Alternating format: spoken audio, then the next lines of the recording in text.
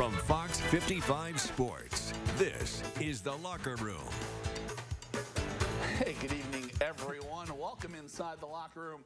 That man to my left is Elijah Collins. That makes me Justin Prince. Thanks so much for joining us. And Elijah, I know I say it a lot, but hard to believe.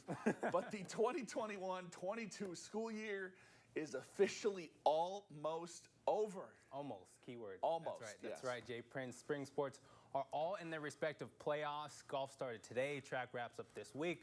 But for baseball and softball, well, fun is just getting going. Yeah, that's right. That's because regional weekend is here, and for baseball and semi-state weekend for softball, that means you got to win 2 to move on to next week. One of our area teams that's made it to regional weekend for baseball is the Carroll Chargers. Elijah, it really should be no surprise why either. Carroll, they're 26-4 on the year, one of the best teams in the area. They've won 7 straight heading into this Saturday, and even though it's their first time here since 2019, these Chargers, they are ready to rumble.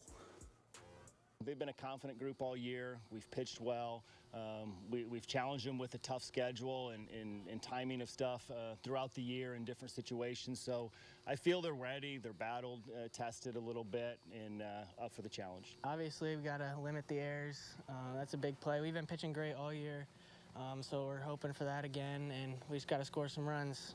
Got to play Carroll baseball, and I feel like we're confident enough where we can go out and do that. We'll come away with 2 wins. They've always been saying it's never easy. In sectional play and tournament play, it's never easy. I mean, it doesn't matter what the opponent is. It's tournament play, one game. So you just got to play your game and just see what the outcome is. Well, the Chargers will face off with a familiar foe in the regional round tomorrow. Carroll will square off with the rival Homestead in the first game down in Lafayette. Now Homestead is making their 2nd straight trip to this stage, and behind a stable of arms including Caden Tarango, Alex Graber, and Griffin Tinkle, the Spartans feel like they can compete with anyone there. It's great to have going into Saturday. You have a lot of guys. If one guy's doesn't have his stuff that day, you know you got other guys who will come out and compete, and that's what we want our pitchers to do: attack the zone, not give other teams free stuff, and just really be competitive. And they've done that all year. They get a lot of ground balls. They hit the strike zone, and so they put us in a good position to come through on the offensive side and just put the ball in play. And I know when we score a couple of runs, our pitchers will go out there and deal. And I think everybody's really excited. We don't have any holes in our lineup. We all battle when it comes to 2 strikes. We all try to just put the ball in play and keep each other accountable and do the job. And I think our team's really hungry, and we're excited to see what we can do. We know what it feels like to be out there and lose this year. This year we plan to come out there and get the victory. Now, Homestead and Carroll will square off at 11 a.m. tomorrow down in Lafayette. All right, down in Class 3A, the Bishop Dwenger Saints part of regional play for the first time since 2016. Dwenger throwing a knockout punch to Leo in the sectional final, beating the Lions 19-8 on Monday night up in Angola. Now, this Dwenger squad, they head in confident as well. The SAC co-champs, they're 20-9 on the year. They've won 6 of their last 7 heading into this weekend.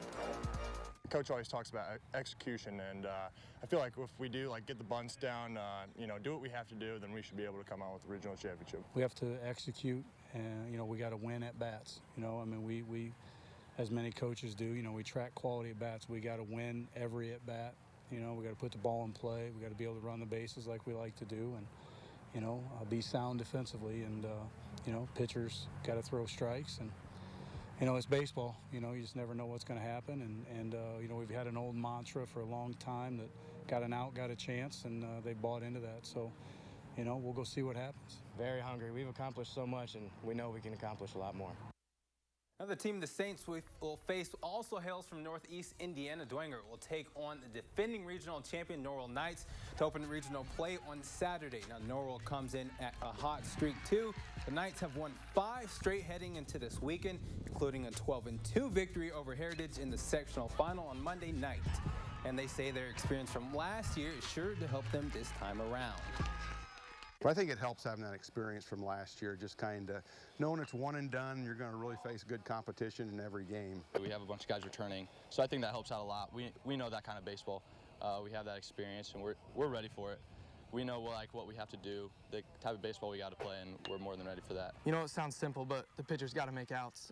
We got to keep the ball out of the air. We got to give our defense a chance to make plays, and our pitchers have been doing just that. I think that's been our key to success.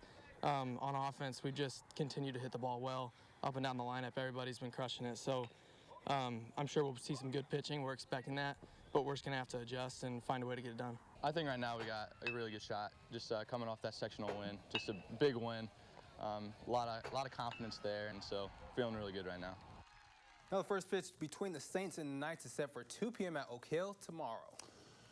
Down in Class 2A after a 26-7 record and a state title appearance last year, the East Side Blazers are back on the road, looking to bring home a second straight regional title as well. The ball club going to take on a familiar foe in their first regional matchup as well. That's the Fairfield Eagles, who they beat once so far this regular season. But if they want to bring home that regional trophy, they know it's going to take a couple of victories to get that job done.